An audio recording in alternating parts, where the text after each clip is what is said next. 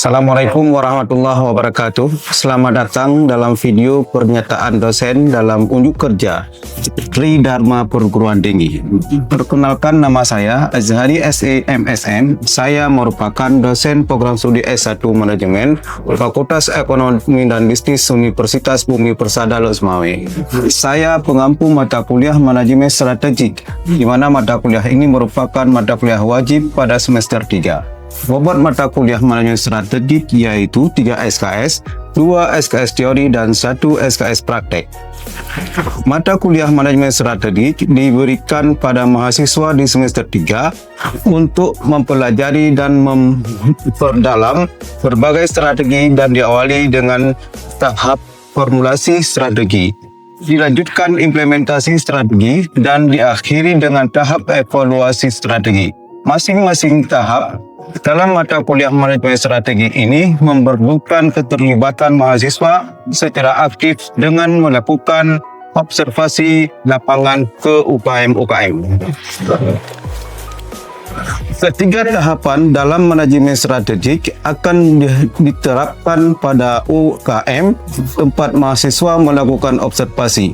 Strategi belajar yang diterapkan pada mata kuliah ini adalah Project Based Learning, di mana mahasiswa akan melakukan observasi secara berkelompok untuk merancang dan menentukan strategi yang tepat untuk UKM yang diobservasi.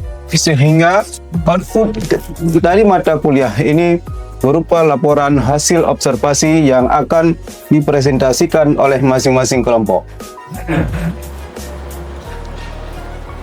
Adapun capaian pembelajaran lulusan CPL yaitu terdiri dari sikap, pengetahuan, keterampilan umum, dan keterampilan khusus.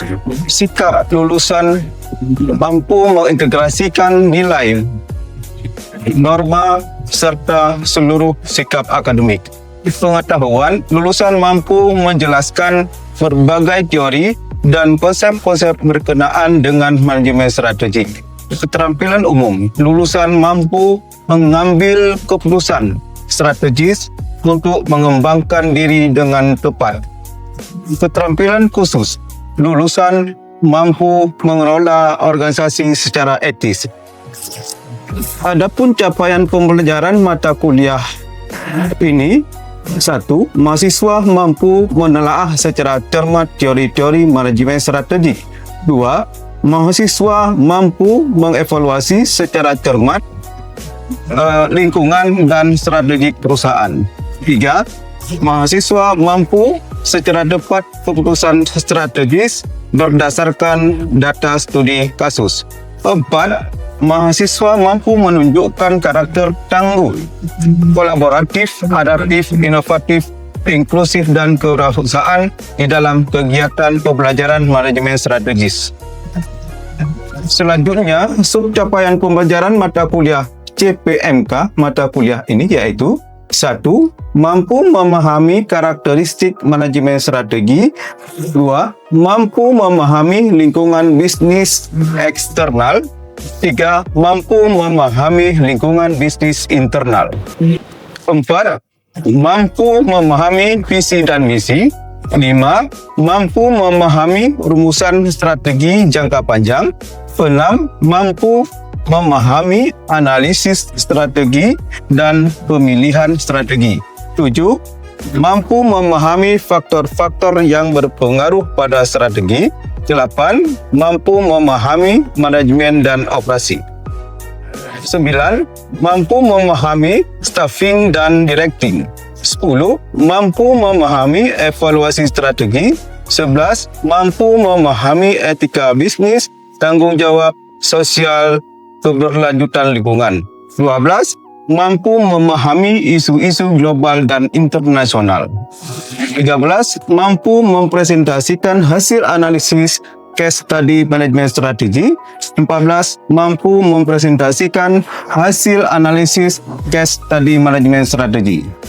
Adapun metode pembelajaran untuk mata kuliah manajemen strategi adalah: ceramah interaktif, diskusi, studi kasus, penugasan kelompok, studi lapangan dan praktek, pembimbingan mahasiswa, presentasi kelompok, dan penilaian akhir. Mata kuliah ini memiliki 16 kali pertemuan, yaitu pertemuan ke-8 ujian tengah semester dan pertemuan ke-16 ujian akhir semester. Selanjutnya, kegiatan pembelajaran dibagi menjadi 3, yaitu pendahuluan, penyajian, dan penutup. Pada pendahuluan, dosen akan melakukan salam pembuka, memperkenalkan diri, berdoa, absen mahasiswa, menjelaskan capaian pembelajaran, dan memperkenalkan rencana pembelajaran semester atau RPS. Pada bagian penyajian, dosen akan menjelaskan pengertian-pengertian manajemen strategik, presentasi materi, dan analisis kasus. Pada sisi akhir, adanya interaksi akhir antara dosen dengan mahasiswa melalui diskusi dan tanya jawab. Apabila ada mahasiswa yang tidak dapat memahami isi materi, dapat memberikan pertanyaan. Selanjutnya, dosen akan memberikan tugas-tugas yang akan dikerjakan oleh mahasiswa dan dosen akan menyampaikan materi berikutnya atau materi-materi yang akan dipelajari oleh mahasiswa dalam pertemuan yang akan datang.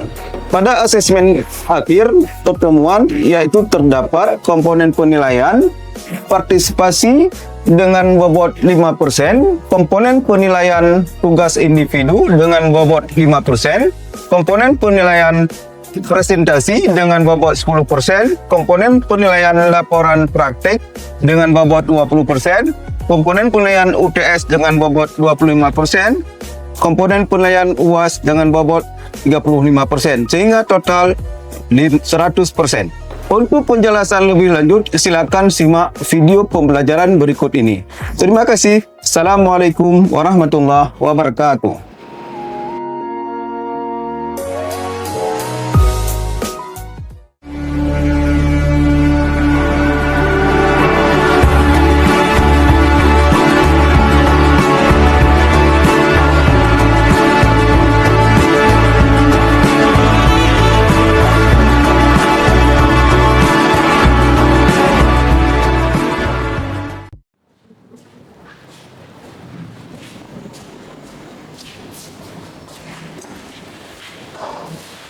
Assalamualaikum warahmatullahi wabarakatuh. Waalaikumsalam warahmatullahi wabarakatuh. Apa kabar semuanya? Alhamdulillah baik, Pak. Baik, alhamdulillah. Terima kasih anak-anak Bapak semuanya. Hari ini kita bisa ketemu. Namun sebelum kita mulai, kita berdoa dulu sejenak. Saya sesuai dengan agama kita, agama Islam. Berdoa dimulai.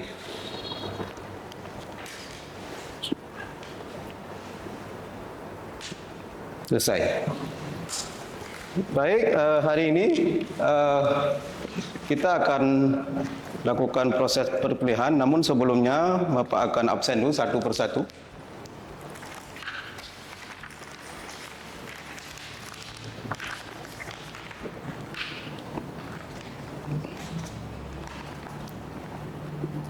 Mawar Julita, ya. Niswatul Khaira, Nuraila,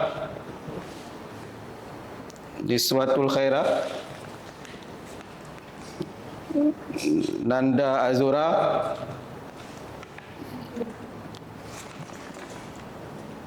Aziz, Goli, Indra, Irfan, Zubaili,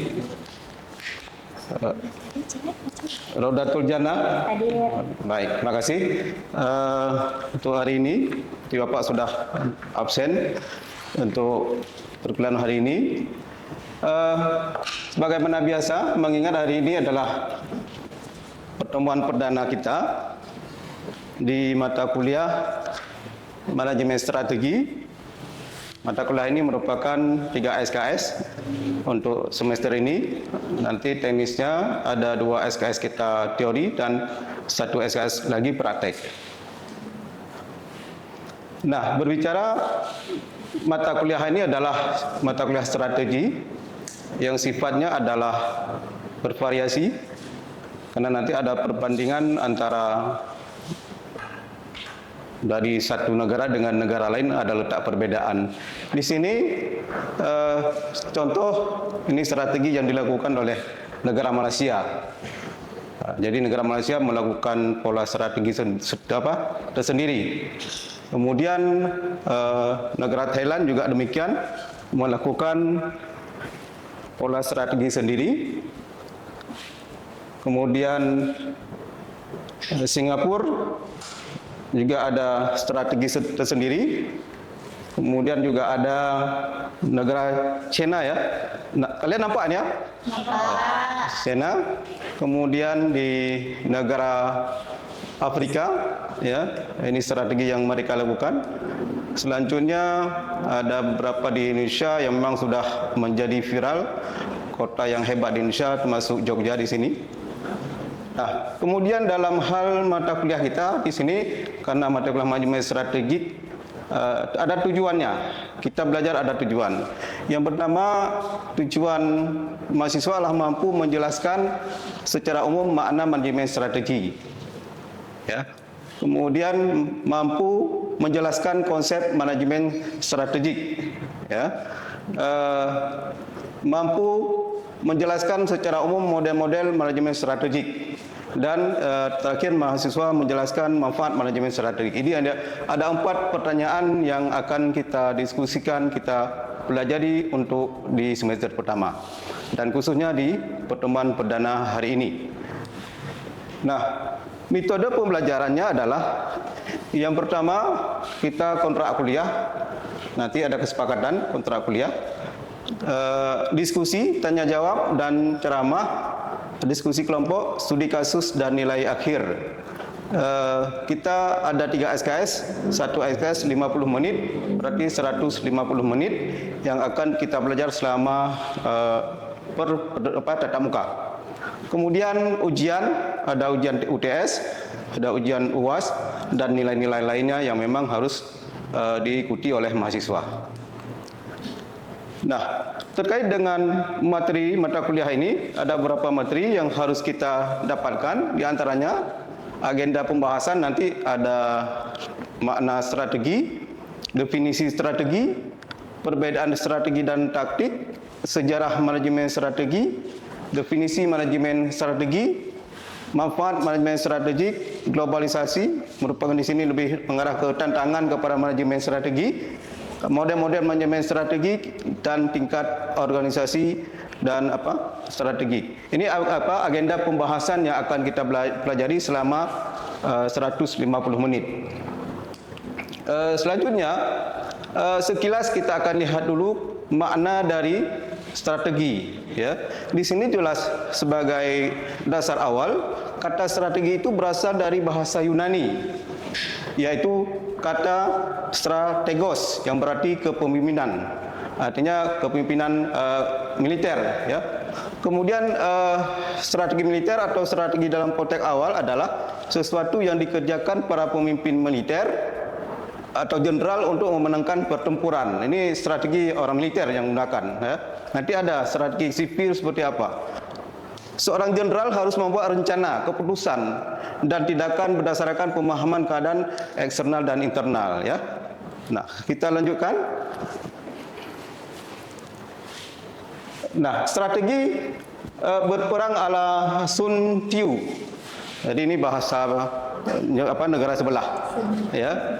Nah, pemahaman di sini adalah para penakluk membuat perkiraan dalam kuil mereka sebelum perang dimulai. Ini strategi mereka. Sebelum perang dimulai, mereka membuat sebuah perkiraan sebelum mereka perang. Mereka mempertimbangkan semuanya. Yang ditakluk juga membuat perkiraan sebelum berperang. Artinya ini pemahaman yang strategi perang ala Sun Tzu ya. Maklum ini bahasa orang negara sebelah. Ya, kemudian kita lihat William F. Kluge dan Lawrence, strateginya lah yang dikatakan strategi menurut beliau adalah sebuah rencana yang disatukan dan terintegrasi yang menghubungkan keunggulan perusahaan dengan tantangan lingkungan serta dirancang untuk memastikan bahwa tujuan utama perusahaan dapat dicapai melalui pelaksanaan yang tepat oleh organisasi. Ini pemahaman yang diberikan oleh menurut pakar William ya. Nah, kita lihat nanti ini teori dulu, baru nanti kita lihat studi kasusnya bagaimana. Lanjut ya. Persamaan general dan manajemen dalam strategi. Nah, kalau kedua pemahaman di sini, general berbintang 4, targetnya adalah menang dan kalah. Sedangkan di manajer atau di kalangan perusahaan, strateginya adalah sukses atau gagal. Kan beda. Beda pola pergerakan kepemimpinannya dan beda cara memimpin sebuah atau menentukan strateginya. Ya. Nah, kemudian menurut ini pendapat ya, ini pendapat ini boleh sebagai sampulnya saja, contohnya saja. Pendapat itu boleh ambil yang lain, tidak kaku. Nah, menurut pendapat J. Salusu bahwa ini kutipan, strategi adalah usaha untuk mencapai tujuan dengan melihat dan memadukan lingkungan eksternal dan serta internal sehingga menghasilkan rencana, keputusan dan tindakan yang tepat. Ini strategi yang menurut pendapat di Salusu ini ya. Kemudian, nah, perbedaan strategik PS taktik beda ya. Strategik beda, taktik beda. Apakah dengan posisi orang di atas ataupun yang di bawah, beda. Ya. Kemudian secara globalisasi, globalisasi adalah tantangan. Ini sebuah tantangan kepada manajemen strategik. Di sini adalah lebih mengarah dalam manajemen strategi ini secara global perusahaan ini harus ada sebuah keputusan, strategi keputusannya, global consideration, impact, virtually, and strategic decision. Artinya strategi ini harus ada sebuah keputusan yang jelas. Nah, dalam menghadapi dunia era globalisasi, strategi itu memang banyak sekali yang harus dihadapi, ya.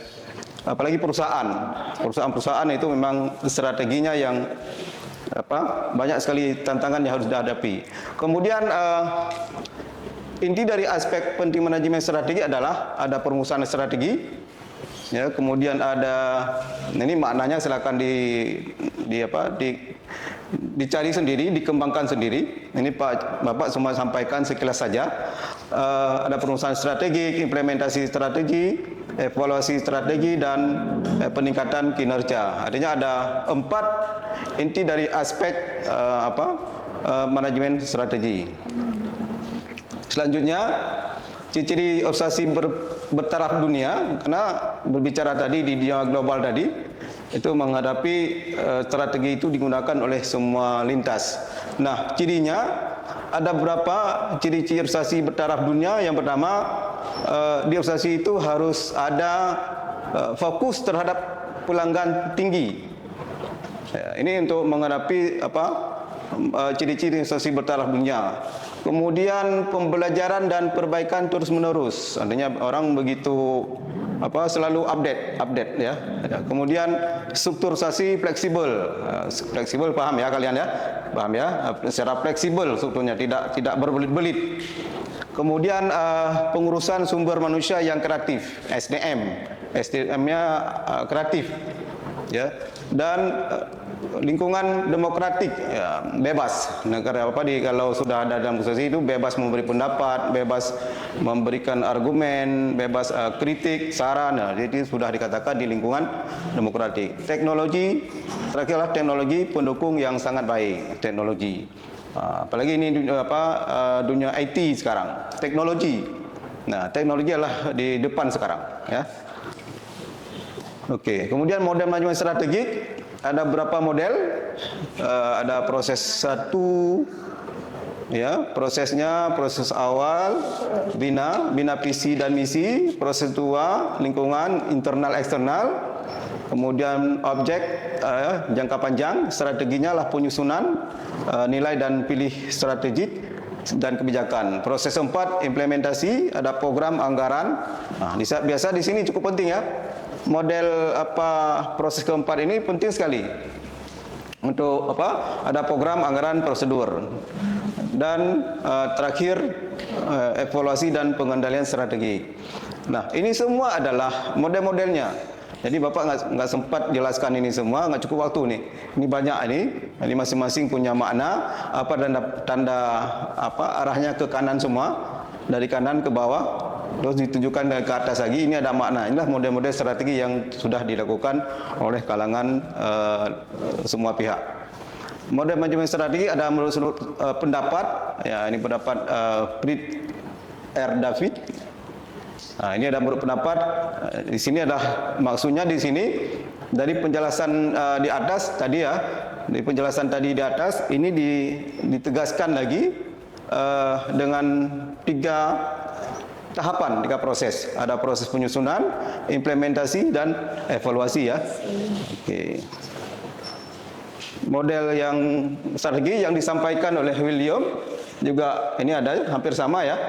Analisis lingkungan, penyusunan strategi, implementasi strategi, dan evaluasi pengalihan dijelaskan di dalam baik secara internal maupun secara eksternal. Ya, iya ini lagi. Ini masing-masing pendapat sebenarnya masing-masing gaya, masing-masing model. Sebenarnya tujuannya sama. Target terakhir nanti adalah mencapai tujuan organisasi, itu tujuannya target. Mungkin nggak mungkin Bapak jelaskan ini semuanya. Nah, tingkatan organisasi dan strategi ini adalah hierarki ya. Hierarki strategi ini misalnya ada perusahaan, ini ada satu perusahaan, corporate perusahaan ya. Perusahaan, ada yang bisnis dan fungsional ya. Ini tingkatan-tingkatan dalam organisasi. Sebenarnya inilah fungsi dalam ilmu manajemen, ada fungsional, bisnis, dan perusahaan. Dikaitkan ini semua berbicara dengan bisnis, berbicara dengan kompeten ya. Target harus ada strategi. Punya strategi. Organisasi itu bisa maju dengan adanya strategi. Fungsional bisnis itu berhasil dengan adanya strategi, dan perusahaan juga akan maju dari operasi ini jika harus dimiliki yang namanya strategi. Jadi berdasarkan materi yang Pak sampaikan tadi, kesimpulannya adalah inti dari pemahaman dasar, inti dari manajemen strategi adalah proses pengambilan keputusan strategi yang komprehensif dan implementasinya untuk mencapai tujuan organisasi. Ini ya, itu inti daripada strategi. Kemudian manajemen strategi juga memastikan bahwa seluruh jajaran organisasi terlibat dalam proses ini untuk mencapai tujuan yang ditetapkan. Kemudian dari aspek penting adalah ada perumusan strategi, aspek pentingnya, kemudian ada implementasi strategi, evaluasi strategi, dan peningkatan kinerja. Tugas tambahan, ini tugas tambahan ya, sebelum bertanya sebagai catatan, diselesaikan soal-soal kuis, bagaimana biasa, selesaikan pembagian kelompok diskusi. Pertemuan selanjutnya, ini juga sebagai catatan dulu sebelum nanti kalian bertanya, memahami tentang lingkungan bisnis eksternal pertemuan yang akan datang, dan memahami tentang lingkungan bisnis internal. Mungkin demikian materi untuk pertemuan di perdana ini. Ya, mungkin karena tadi sudah Bapak jelaskan, mungkin ada yang ingin bertanya dengan sebutkan nama dan angkat tangan. Ingin bertanya, Pak. Ya, silakan. Assalamualaikum warahmatullahi wabarakatuh. Waalaikumsalam warahmatullahi wabarakatuh. Perkenalkan, nama saya Rodatul Jannah. Izin bertanya, Pak. Dalam manajemen strategi itu terdapat beberapa karakteristik. Untuk apa karakteristik itu diperlukan pada seluruh organisasi atau manusia? Itu aja, Pak. Baik, terima kasih Raudah yang sudah menjawab pertanyaan, bagus sekali. Tinggal kita diskusi lebih lanjut. Pak Jadi sampaikan, silakan yang lain. Mungkin silakan sebut nama dan angkat tangan. Silakan. Saya Pak. Ya, silakan. Yusuf Mali. Dalam manajemen strategi dijelaskan tentang ciri-ciri organisasi baik secara nasional maupun dunia. Jadi, fakta apa saja ciri dari organisasi perkara dunia? Sudah. Nanti yang lain nanti nyusul ya. Yang lain Bapak coba jawab dulu satu persatu ya. Satu persatu pertanyaannya tadi dari yang pertama adalah lebih mengarah ke apa? Apa pertanyaan tadi Roda?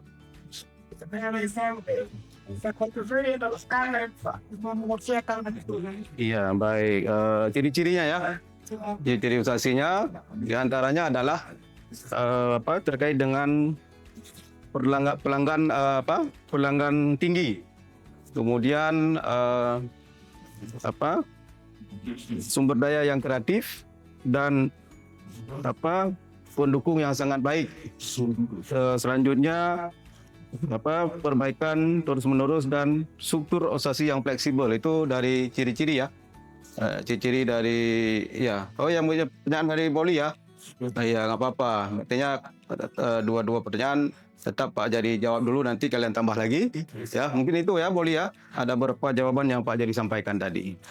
Baik, selanjutnya ada beberapa pertanyaan dari apa? Tadi dari Roda terkait dengan apa karakteristik ya. Karakteristik apa dalam sosial dalam manusia. Yang pertama dapat meningkatkan apa terkait dengan efektivitas organisasional, kemudian apa dapat meningkatkan ke arah jangka panjang, juga di sini dapat apa menjadi sebuah pengambilan keputusan yang memang di dalam ilmu manajemen apa keputusan manajemen manajemen puncak dan manajemen senior, dan juga ada untuk setingkat level organisasi serta yang membutuhkan persyaratan pengetahuan yang lebih luas. Nah, itu yang lebih apa jawaban yang bisa Bapak jawab untuk sesi ini. Nanti kita buka sesi yang berikutnya untuk bertanya dan kita lanjutkan ya. Baik, terima kasih pada anak-anak Bapak semuanya. Tadi yang sudah bertanya 2 orang, Roda dan Boli. Mengingat waktu mungkin ada yang ingin disimpulkan. Oh, ada ya, silakan. Bukan siapa namanya? Iya, silakan. Silakan. Jadi kesimpulannya manajemen strategi adalah proses pengambilan rencana strategi yang komprehensif dan implementasinya untuk mencapai tujuan organisasi dalam jangka panjang baik secara internal maupun eksternal.